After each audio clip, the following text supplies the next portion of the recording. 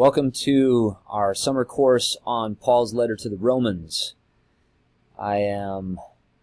anxious to get into this very challenging letter for the next 10, 11 weeks with you, and I want to use this orientation video for the whole course just to acquaint you with my approach to the interpretation of the letter, the course, and some of the emphases that you can expect to characterize the course throughout. So, first of all, as I'm sure you will have come to appreciate by this point in your life, Paul's letter to the Romans has left something of a crater in our world, given shape to culture, political order, even our psychology, because of how its language and the social forces that have grown up around it have influenced our life. That means that we are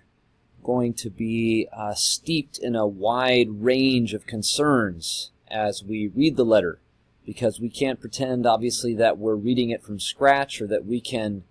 read the letter now apart from the influence that the letter has already exerted over our imagination, our inheritance of various kinds, cultural, political, otherwise. So as you can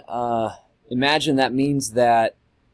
to my mind, this is not a study of Romans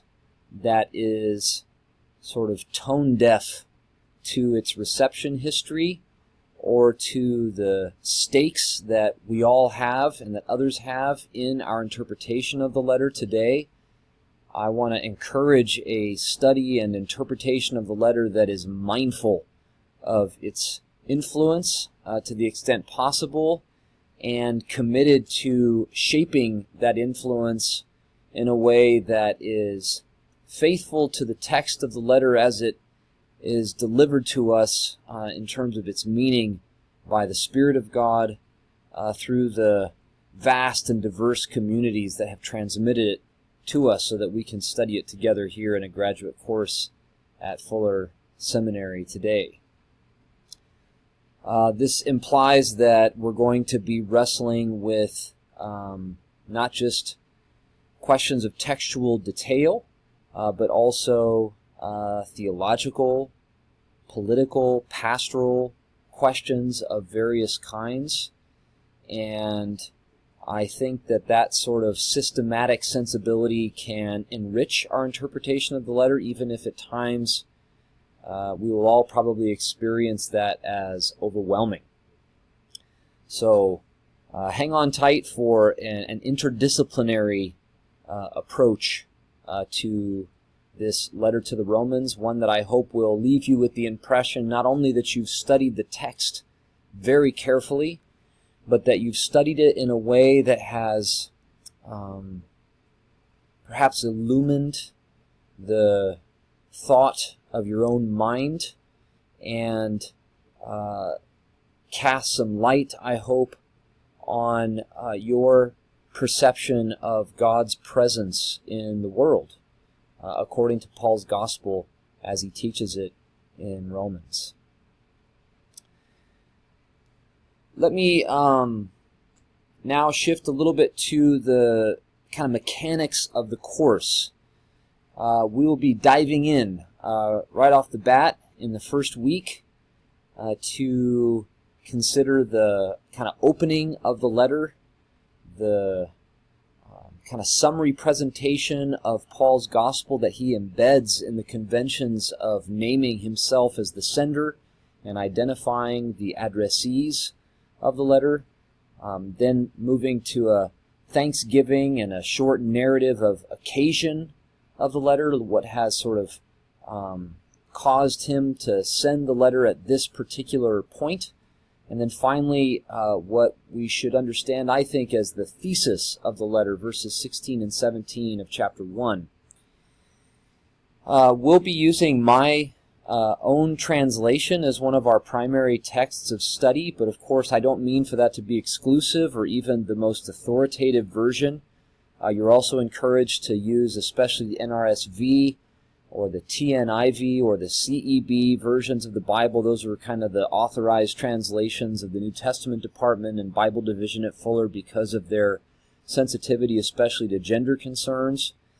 And of course, other versions are also legitimate as long as you're using those authorized versions as well in your study and in your assignments. We will be devoting some of our discussion time each week to some engagement with a particular part of the passage of Romans that is under study for that week. Sometimes it's a couple of passages, and that will involve a prompt that calls your attention to something pretty specific about that particular passage or passages and asks you to respond to that prompt. We will also typically have some secondary material that engages Paul's letter to the Romans with a variety of theological, sometimes searching political questions. We'll even be considering the commentary of a philosopher, political theorist really we might call him, on Paul's letter to the Romans at a couple points in the term. I like to prioritize certain kinds of voice in this secondary material, often voices that have been suppressed or left to the margins of formal biblical study in our time, so especially the voices of people of color, non-Christian Jewish voices, female voices. These are the voices that the formal disciplines of biblical study, with their kind of racist and sexist tendencies, have tended to neglect.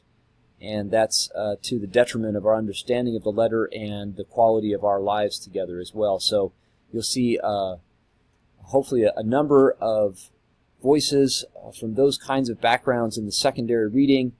that will then be the occasion for you to respond in often a second discussion forum during the week, and sort of consider how those voices cast a different kind of light, perhaps change the tone or the sensibilities of what the passages that we're studying have to say for many of us. So that kind of engagement will be as important as the detailed textual engagement that we will also be doing together each week. I think that besides that, you'll get what you need from the syllabus in terms of formal assignments and grading and that kind of thing, so I'll leave you to go through the syllabus as soon as you can. And of course, you're welcome to post any questions to the general questions discussion forum that you'll find on Canvas. And with that, let me shift to some of the emphases that are going to characterize our study. The principal emphasis that you are going to hear me hammering on again and again and again through this letter, through our study of it, is what the rhetorical purpose or rhetorical burden of particular stages of the letter have. What rhetorical burden particular moments in a particular passage have. We have inherited Romans, unfortunately, in many ways, as a kind of compendium of Christian theology, as if its purpose were to simply fill out the content of a variety of categories, generalized categories of Christian teaching, categories like sin or salvation or justification or faith or these kinds of key concepts in the Christian doctrinal tradition. And in fact, that is never itself the direct purpose of what Paul is saying what Paul has to say about faith, about Jesus, about the gospel, about sin, about salvation is always in the service of a particular point that Paul is trying to make for Paul's readers, which is always engaging the particular situation that becomes clear over the course of the letter that Paul is addressing, a kind of set of pastoral concerns among the communities in Rome to whom he's writing, as well as the other communities with whom they're related as a kind of family of God, the family of the God of Israel across the known world. So we have to constantly remind ourselves or ask what Paul's sort of immediate rhetorical purpose is for what he's saying, as opposed to interpreting the letter as if it were giving simply general content about something. And the result of that is then going to be that our understanding of those general categories or general concepts of Christian teaching are going to be affected, even determined by the rhetorical purpose that Paul has in the way that he addresses them or says something about them. And I expect that to perhaps be disturbing to some of us sometimes. I hope you'll take that as provocative in a good way, that gets you thinking, that gets you wrestling with your own convictions and patterns of thought and living. But